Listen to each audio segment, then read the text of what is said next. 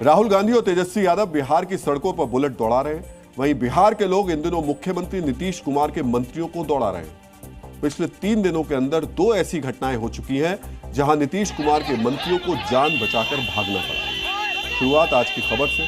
बिहार के ग्रामीण विकास मंत्री श्रवण कुमार पर आज उस वक्त हमला हो गया जब वो नालंदा जिले के एक गांव में लोगों से मिलकर वापस आ रहे थे। इस दौरान उनके साथ हिरसा के विधायक कृष्ण मुरारी उर्फ प्रेम मुखिया भी मौजूद थे।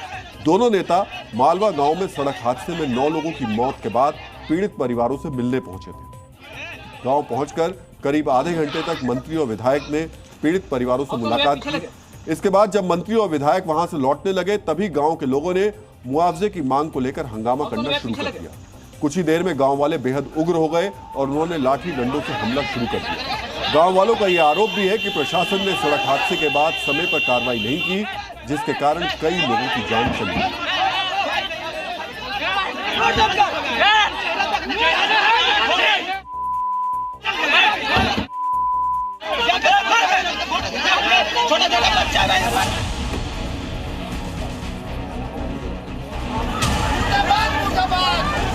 कुर्सी टेबल लगवाया फोन करके मंत्री साहब कि 10 गो कुर्सी के व्यवस्था कर देना, तो 10 गो कुर्सी के जगह पर 50 कुर्सी लगा।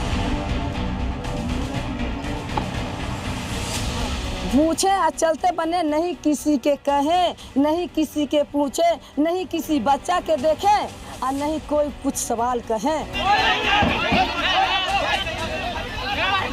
मौत 9 लोगों की मौत हुआ है, 4 घायल है। अच्छा, भर्ती में उसी में आया था मंत्री? हाँ, उसी के लिए आए थे। हम लोग सोचे चलो बात करेंगे मुआवजा के लिए, तो रुके नहीं, चल दिया सीधे। अपनी जान बचाने के लिए मंत्री और विधायक को लगभग 1 किलोमीटर तक भागना पड़ा। हमले में उनके बॉडीगार्ड्स और कुछ दूसरे लोग घायल हो गए। गांव वाले इस बात से भी नाराज थे कि मुख्यमंत्री नीतीश कुमार का गृह जिला होने के बावजूद इतने बड़े हादसे के बाद भी 5 दिन तक कोई विधायक या मंत्री हालचाल लेने नहीं आया। यही वजह है कि जब मंत्री और विधायक गांव पहुंचे तो गुस्साए लोगों ने अपनी नाराजगी खुलकर जाहिर कर दी। श्रवण कुमार बिहार के मुख्यमंत्री नीतीश कुमार के बेहद करीबी मंत्रियों में से एक हैं। मंत्री पर हमले की जानकारी मिलने के बाद कई थानों की पुलिस मौके पर पहुंची और गांव में बड़ी संख्या में पुलिस की तैनाती कर दी गई। होते रहता है, ये सब हम लोग झेलते रहते हैं। ये बिहार है, तरह तरह के लोग हैं, तरह तरह की भावना है, तरह तरह की बातें हैं। जिसको हमारी बात पसंद आता है जय जयकार करता है, जिसको पसंद नहीं आता है झंडा खिलाफ में उड़ाता है। इससे पहले सोमवार रात को भी बिहार के एक और मंत्री के खिलाफ लोगों का गुस्सा भड़का था। पटना के इंद्रपुरी इलाके में 2 बच्चों की रहस्यमय हालात में मौत के बाद भारी संख्या में लोग अटल पथ पर प्रदर्शन कर रहे थे। इसी दौरान वहां से बिहार के स्वास्थ्य मंत्री मंगल पांडे का काफिला गुजर रहा था। नाराज लोगों ने मंगल पांडे की गाड़ी पर हमला कर दिया। इस हमले में मंत्री की गाड़ी के शीशे भी टूटे। हमले के बाद काफिले सहित मंत्री के भागने का वीडियो सोशल मीडिया पर वायरल हो गया। भीड़ के गुस्से का शिकार होने से बचने के लिए मंत्री दल बल के साथ पूरी रफ्तार से वहां से रवाना हुए।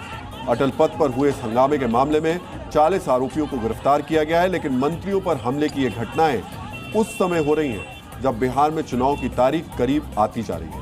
ये घटनाएं दिखाती हैं कि लोग पुलिस और प्रशासन से कितने नाराज हैं। पटना में लोगों का गुस्सा नहीं भड़कता अगर 2 बच्चों की मौत पर पुलिस ने लीपापोती करने की जगह ठीक से छानबीन की होती। लोगों को जब लगा कि न्याय नहीं मिलेगा तो वो सड़कों पर इस तरह उतरते दिखाई दिए। इसी तरह अगर नालंदा में सड़क हादसे को लेकर प्रशासन ने संवेदनशीलता दिखाई होती तो आज नीतीश कुमार के खास मंत्री और विधायक को लोगों के गुस्से का शिकार नहीं होना पड़ता।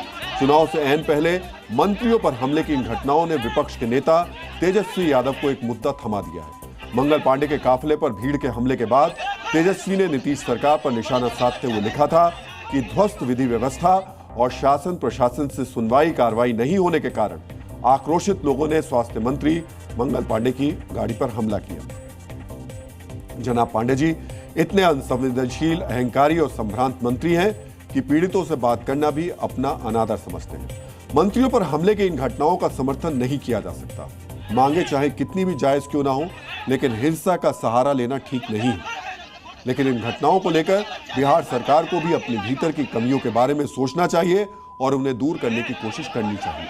नहीं तो ज्यादा दिन नहीं है जब चुनाव के दौरान मंत्री और विधायक वोट मांगने जाएंगे तो लोगों के बीच उनका पहुंचना मुश्किल है। Zee News.